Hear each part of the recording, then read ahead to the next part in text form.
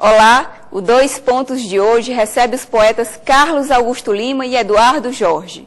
Carlos Augusto é mestre em literatura contemporânea e já publicou um livro chamado Objetos, em 2002.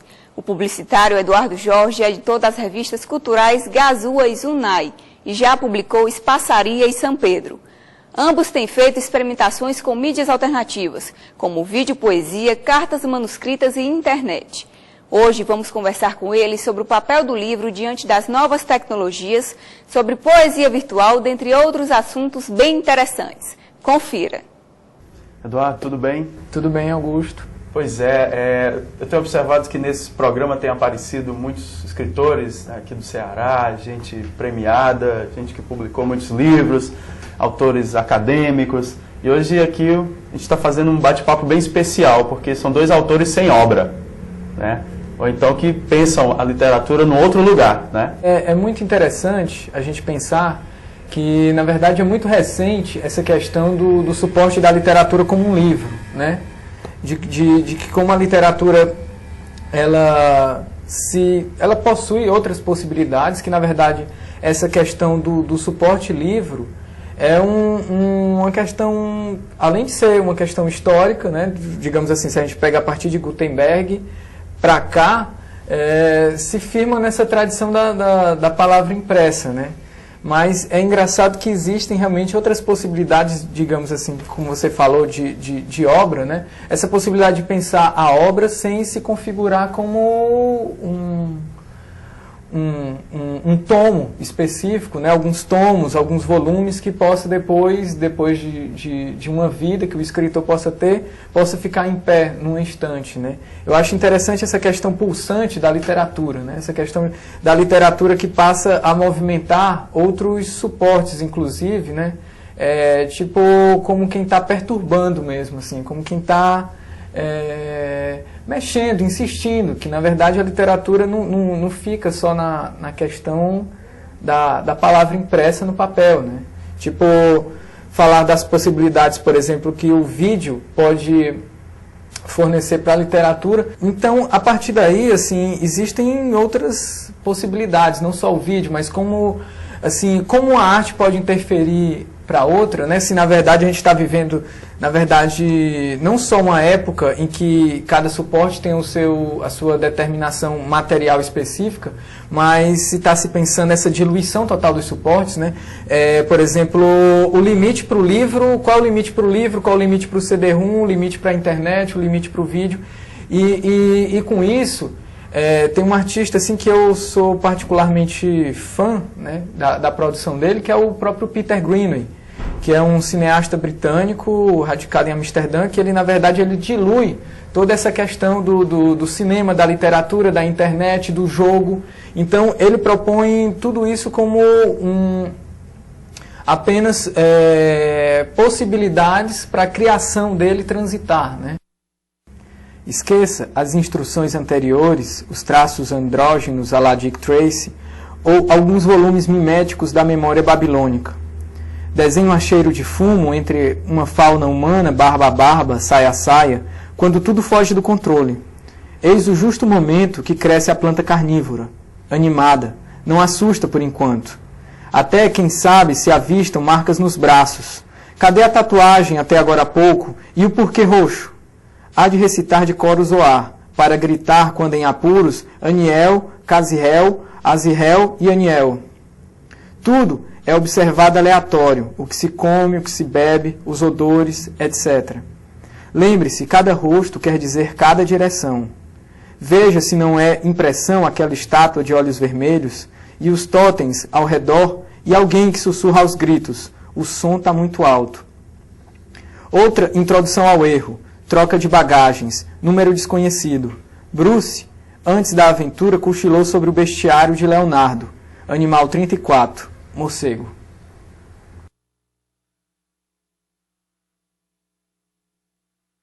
Uma coisa que eu gosto muito é da literatura como gesto.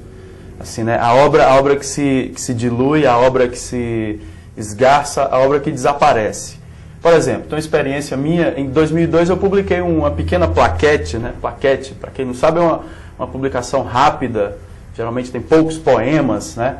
E um amigo tinha uma editora em São Paulo e ele publicou uma plaquete chamada Objetos. Eu trabalho com alguns poemas, né, que tentam reconstruir alguns objetos, tá? Cômoda, mesa, cadeira, etc. e tal. E eu fiz 200 exemplares desse livrinho, só que eu distribuí todos os 200 exemplares e hoje só tenho um. Né? Não tem mais o livro acabou. Aí as pessoas perguntam, você vai fazer outra tiragem? Não, não vou fazer outra tiragem. Não interessa fazer outra tiragem, né? Aquilo foi um gesto poético. E pronto. Né? Você tem também uma experiência dessa com o livro seu, São Pedro, né? Que sumiu também. O que eu achei interessante da experiência com o São Pedro, né, foi a possibilidade do poema ter desaparecido. O poema desapareceu no vídeo dança, que foi feito... Você fez também um vídeo dança, O vídeo dança que foi feito com a Andréa Bardavil e o Alexandre Veras, né, que é a coreógrafa, e o Alexandre Veras, videomaker. Então foi interessante, foi um período interessante, porque a partir do poema, né, um grupo de pessoas que dançam, né, vamos dizer assim, se interessou pelo poema e, na verdade, fizeram uma leitura sistemática do poema. E com essa leitura sistemática do poema, eles foram para a sala do Alpendre, coreografar o movimento do poema. Né?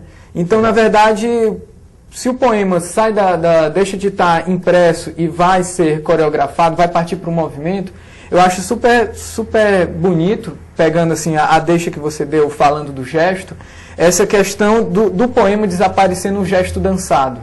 Né? É legal. É porque aí você tem um dado do teu trabalho que é a coisa do poema que se transforma numa outra coisa. Né? Sim. Ele vai ser transformado numa outra linguagem. E... Tem uma coisa não sei nem se eu posso chamar já de trabalho, as coisas que eu tenho feito é o limite. Tá? O gesto ele tem um determinado limite. Né? O livro que tem uma tiragem tal e ele acaba e ele não vira outra coisa. E ele não se transforma. Então, a coisa que tem me chamado a atenção e que eu tenho curtido fazer agora são algumas experiências com alguns poemas. Né? Por exemplo, recentemente eu peguei uma lista de pessoas e mandei e pedi o endereço das pessoas para mandar uma carta para essas pessoas, mas na verdade a carta era um poema. Né? E as pessoas receberam pelo correio. Né? É um poema que vai pelo correio. As pessoas ficaram meio assustadas, assim, né? Porque no correio hoje em dia você só recebe conta. Né? Conta. Aí quando de repente elas tinham uma carta com endereço e tudo, meu nome e tal, e abri a carta e tinha um poema manuscrito. Né? Eu fiz questão de escrever à mão, tá? E todo mundo recebeu um poema. Né? Isso é outra experiência que eu estou lidando agora, que eu estou tracando. Eduardo recebeu um poema desse, né? Pelo correio, né? Quem quiser, por favor, mande seu endereço, vai receber o poema pelo correio, né? Eu espero alguém para conversar, alguém para dizer Fiat Lux, que todas as coisas funcionem, que todas as pessoas não saiam de casa com perfume tão doce, a mordiscar meu estômago frio, frio. Como relembro agora a tia negra e gorda, seus badulaques de orelhas, dedos, um lenço densamente lisérgico cobrindo o cabelo ralo, duro, encaracolado de branco, agigantando-se de ternura, livre-arbítrio e presentinhos baratos. Agora teimo entre o oceano, que poderia me levar até algum lugar com nome praia, e a irrisória decisão entre ser Deus ou um técnico de eletrodomésticos, ao passo em que, entre senhor das desgraças, de todas elas, opto por algum dia, quando for, que seja, tornar à vida este liquidificador surrado e seus pares. Tem outra coisa também, o mais recente gesto, essa mais recente experiência, que eu vou tomar como não sei nem se eu devo chamar como intervenção, interferência, eu ainda não tenho esse, ainda não pensei direito, que se chama o mesmo poema e nenhum igual. Né? Eu peguei um poema que eu escrevi e eu mandei para várias pessoas o mesmo poema, né? E dedicado para várias pessoas. Para cada poema, cada folhinha está dedicado um nome para várias pessoas. Só que não é o mesmo poema, porque o poema ele tem pequenas mudanças. Em cada pessoa recebeu pequenas mudanças que são pontos, são vírgulas, ou são algumas palavras, ou são alguns versos que se modificaram de um poema para outro, de pessoa para outra. Eu acho curioso isso. Isso causou uma confusão. Tem gente assim, não estou entendendo e tal. Como é? Alguém receber o mesmo poema? Como é que você dedica o mesmo poema para mim e dedica para a mesma pessoa? Eu tenho que dizer, olha, não é o mesmo poema. Quer dizer, é o mesmo poema, mas não é igual. Tá? Eu acho curioso isso porque realmente teve uma amiga que recebeu esse poema e veio me perguntar que enigma tem nesse poema, que é para mim, né? Eu, para piorar, me respondi, né? Eu mandei um e-mail e disse, olha, há um enigma dentro do poema, né? E todo mundo tentando ler o poema, para ver se conseguia dissecar ou entender a metáfora, etc e tal, né? Mas não tem nada a ver, é porque existe uma coisa diferente em cada poema que eu mandei para cada pessoa. E, na verdade, ela me pediu a versão que eu tinha recebido, eu enviei a versão e ela não via diferença. E, na verdade, acaba que, digamos assim, quando a gente pensa isso, levando para pensar isso para a vida, sem querer também teorizar demais isso que tu está fazendo, assim, mas, na verdade, a gente vive realmente no período da repetição, né? E quando a gente está nesse período da repetição, acaba que a gente fica meio que anestesiado por conta dessa mínima diferença que existe em determinados lugares que a gente não observa, mas que na verdade está lá, né? A diferença está lá. Eu acho curioso isso, porque é interessante para a gente pensar, e eu gosto também de citar muito... E também tem um dado egóico também, né? Você recebe um poema dedicado a você. E aí a coisa meio que se desconstrói quando você descobre que recebeu o mesmo poema, outra pessoa recebeu o mesmo poema também com a dedicatória, né? E aí tem aquele susto, aquele estranhamento inicial, né? Mas não é o mesmo poema, né? Tem alguma coisa... Mas o bacana disso também, de estar vindo ao corpo do poema, é que você vai... fazer uma leitura mais atenta, você vê o seu nome, atenção, essa é a ideia, né? Que a pessoa esteja atenta, pesquise também, vá atrás de saber o que tem de diferente. E é bacana porque uma outra coisa que também é super explorada na arte contemporânea hoje é a experiência, né? E quando a pessoa vai ler um poema que tem o seu próprio nome, no título do poema, na dedicatória, ela já vai procurar, é inevitável, né? Procurar o dado biográfico na relação com o poema, né? Assim, tipo, aconteceu. Qual o dado biográfico que tem meu ali, que está naquele poema que você está retratando, né? Assim, você está falando de mim, assim, e volta para uma série de questões, inclusive de teoria literária, claro. Porque sempre vai ter essa questão da discussão da intencionalidade ou não do autor, né? Que é uma questão também que não morre, assim. Axis, DGs e outros monogramas. Vai e volta sem olhar aos lados ou pensar na direção do vento. Olha o café, desvia como quem lembra Francisco, sem conhecê-lo. Aqui não há Manhattan, e apenas voz, nem Atlântida, Antuérpia e outras invisibilidades grafadas no ar. Eis o esboço do catálogo. Ô menino, volta aqui, seguido do pega ladrão, pega. É possível pensar o sol mais profundo, ele se queimando sempre não só a epiderme a fogo raso. Mas e a pele do sol? Vai e volta, armando o jogo dos sim sobre o não, no tabuleiro. E o sol desce, desliza sobre AX, DGs e outros monogramas. Luz que não lê o código, ao contrário da marca. Talvez não importe seu valor semântico, Armani, Gabbana, etc. Silk. Silk permite parar aqui, no fim da praça, no raso, adestrar com pouca meditação algumas possíveis histórias de um cemitério de navios, algo que não há em nenhum outro vazio. O 2 Pontos vai para um breve intervalo e volta já, com Carlos Augusto Lima e Eduardo Jorge.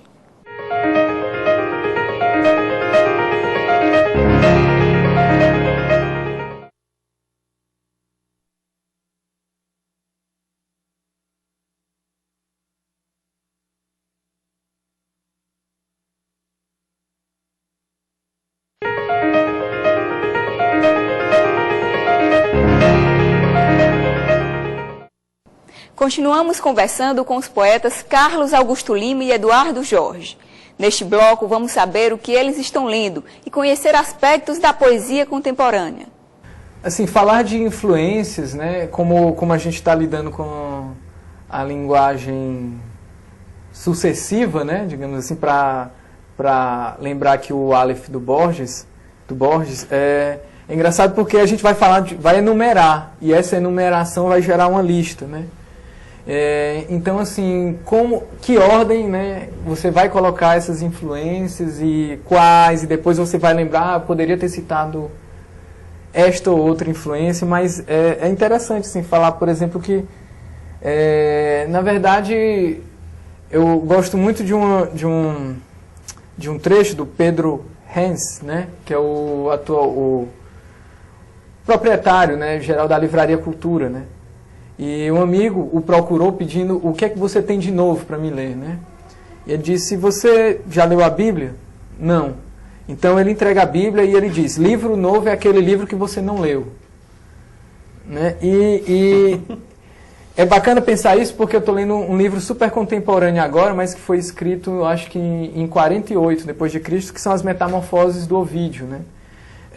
Da mesma forma que eu estou super influenciado também pela leitura do Ítalo Calvino, que é um escritor na verdade nasceu em Cuba, mas naturalizado italiano, que tem influenciado muito assim as minhas leituras, né? Sobretudo porque ler os clássicos, assim, que acaba que eu entro em um determinado livro e vou sendo remetido para outros, né? Que daí foi do Calvino que eu fui para o Ovídio, aí do Ovídio já me volta o interesse também de ler um pouco mais de poesia contemporânea, como a poesia do Aníbal Cristóvão, né, que é a poesia de um dos melhores poetas brasileiros, que inclusive é argentino, né, ele.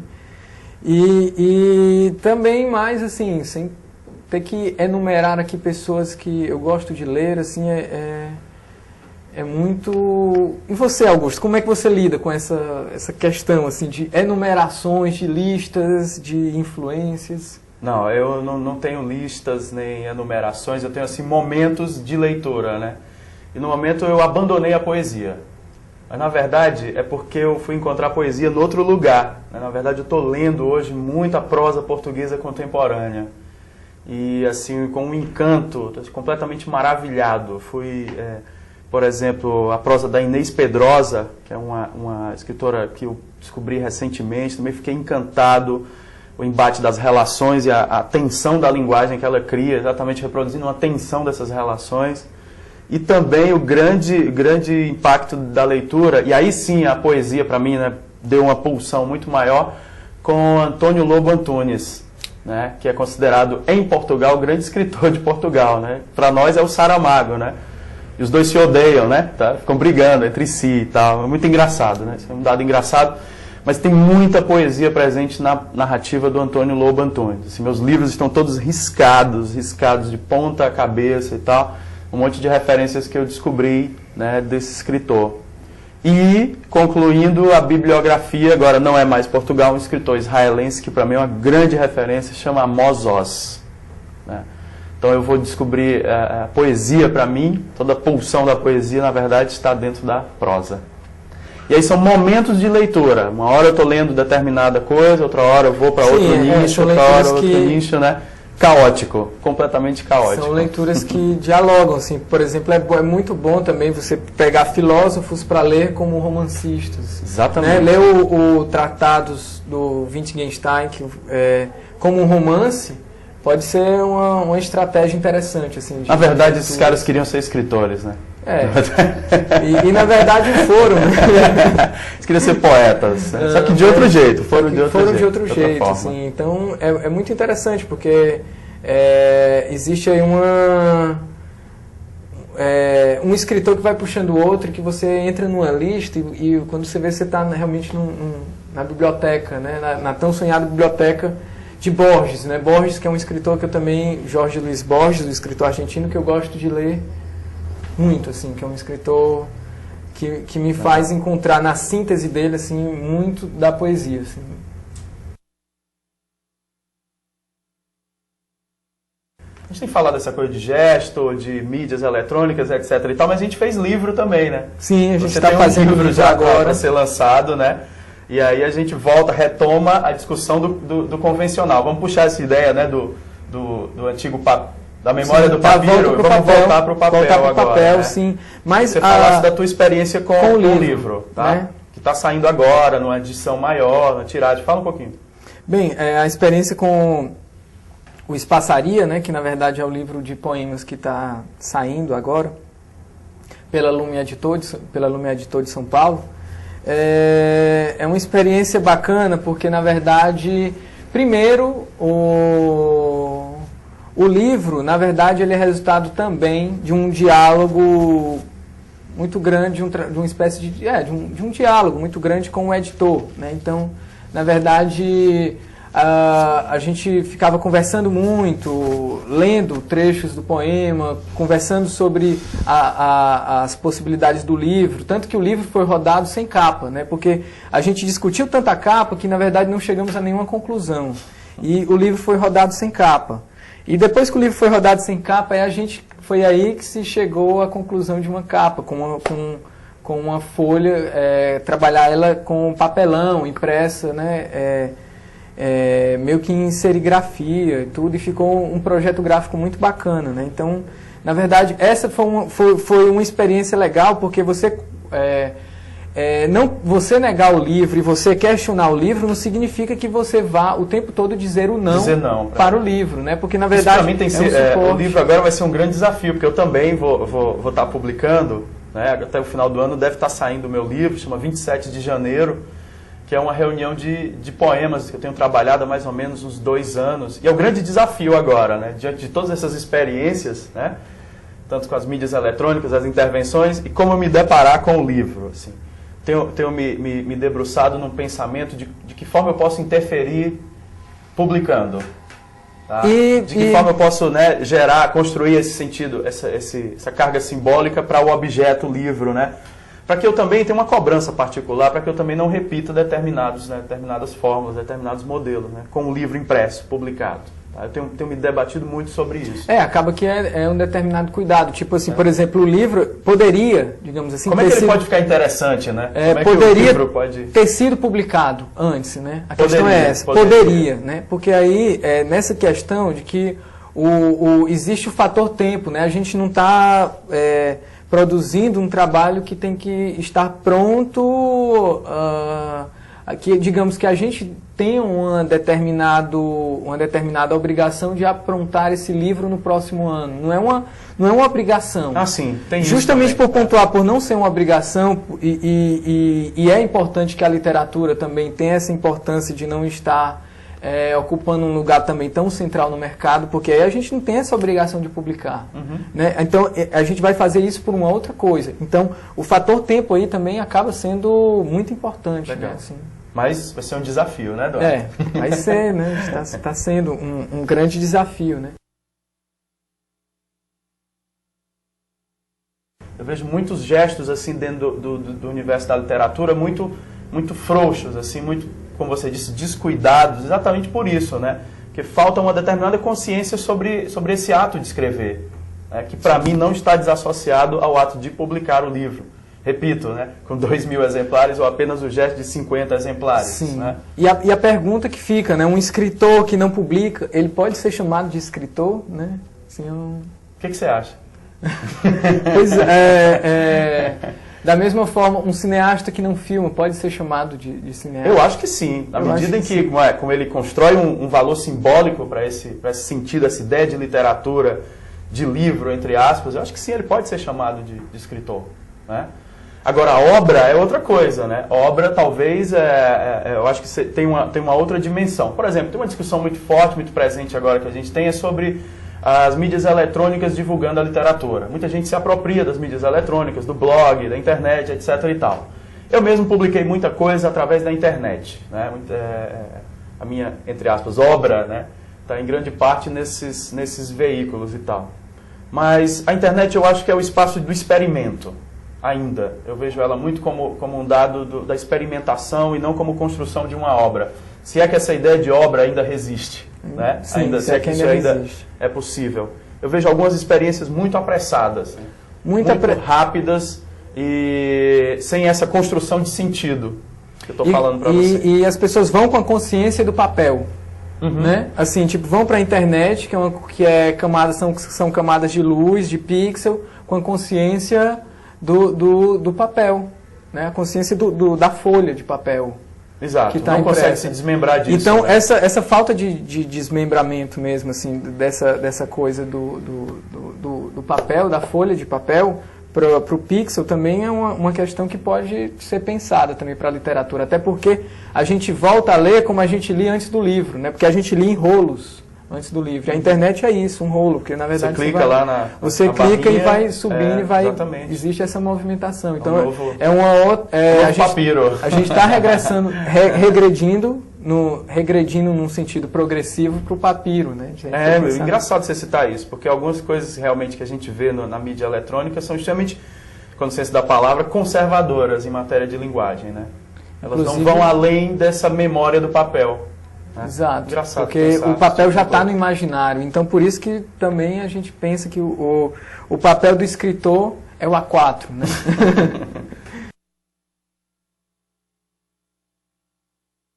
É muito interessante também a gente pensar como um dado que, mais do que nunca,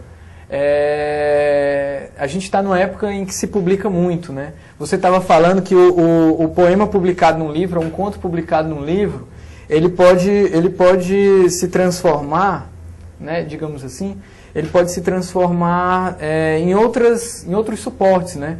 Eu acredito que o livro que não circula também se transforma em outro suporte, né? Em pilhas e pilhas de caixas na casa do escritor que fica desesperado, que não sabe o que fazer com uma quantidade de livros, né? Mas pode se tornar até um ready-made, se ele quiser colocar essas pilhas de livros no museu, por exemplo, né? Isso vai depender do deslocamento que ele dá para o livro. Mas é muito interessante porque é um questionamento que não é tão novo, né? Esse questionamento de se pensar o livro. Por exemplo, se a gente pega desde a época, desde do século XIX, com o Mallarmé, né? Essa questão do livro, que ele pensou um livro que, na verdade, que suas páginas fossem móveis e que, na verdade, conseguisse sair do seu próprio livro como um objeto, conseguisse libertar do seu suporte e que, na verdade,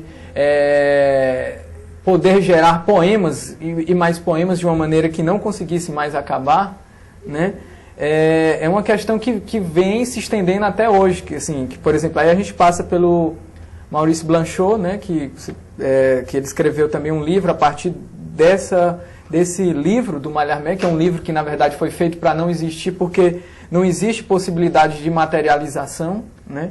E vai ajudar muito a pensar essa questão do livro por vir, né? Que é o título desse livro do Blanchot. Mas que, na verdade, assim, o livro hoje, ele acaba que tem uma, digamos assim, é muito interessante a gente pensar nessa questão, por exemplo, assim, de que o livro ele tem que ser uma coisa mais cuidadosa, né? Você tem que ter um determinado cuidado com o livro e, na verdade, pensar assim, tipo, a quem que a gente está falando com um livro, né? Por exemplo, se a gente pensa que um Drummond, por exemplo, tem uma tiragem de 2.000 exemplares e numa imensidão de um país que a gente está, como o Brasil, que para me explicar para um amigo argentino que eu estou mais perto da África, que São Paulo não entra na cabeça dele, né? Uma coisa como essa. Então, como é que a gente vai ter esse cuidado de pensar o livro como um resultado, né? Assim, como, na verdade, uma possibilidade que o teu trabalho tá se colocando ali impresso, né? Como página, né? Porque, no meu entender, o livro ele não está desassociado a uma ideia que cada um tem da literatura, entendeu? Ele não está associado a um determinado... Independente do livro ter 2.000 exemplares ou ter só 50, né? Uhum. Tudo está ligado ao próprio pensamento que o autor tem a respeito da literatura. Literatura como gesto, como ação política, a literatura como circulação de ideias e etc. E eu vejo muita gente que desassocia isso, né? Acha que ser escritor é publicar o livro, né? Mas e o depois? Tá? E o depois, como é que ele vai circular, que tipo de reflexão ele vai estar gerando, entendeu? A que público ele vai ser direcionado ou vai deixar de ser direcionado, né? Que carga simbólica esse ato, escrever um livro, esse gesto, escrever um livro, que intensidade simbólica isso vai conter? Parece que o chão quer rachar em Honolulu, a um estado insular dos Estados Unidos, no norte. E aqui invejo uma palavra cruzada que você devora. Enquanto falo. Você esfinge. Um advérbio, sinônimo imperfeito, o rei da França com o nome de Sol, as iniciais e a capital da Burkina Faso. O antigo nome de Myanmar. E tenho vícios na fala. Mal soletro esse poema do século XVIII. Cada nome descoberto importa mais que o Havaí, que os Estados Unidos, ou o poema do século XVIII. Não vá para longe. Volte. Quando eu crescer, eu quero. 5 letras. Anda sobre as águas. Não, não é um sujeito. Aquele que você pensa, 5 letras, anda sobre as águas. O bate-papo está muito bom, mas infelizmente chegou ao fim. Você de casa pode mandar sugestões e comentários para o nosso endereço eletrônico, @unifor.br. Obrigada e até mais.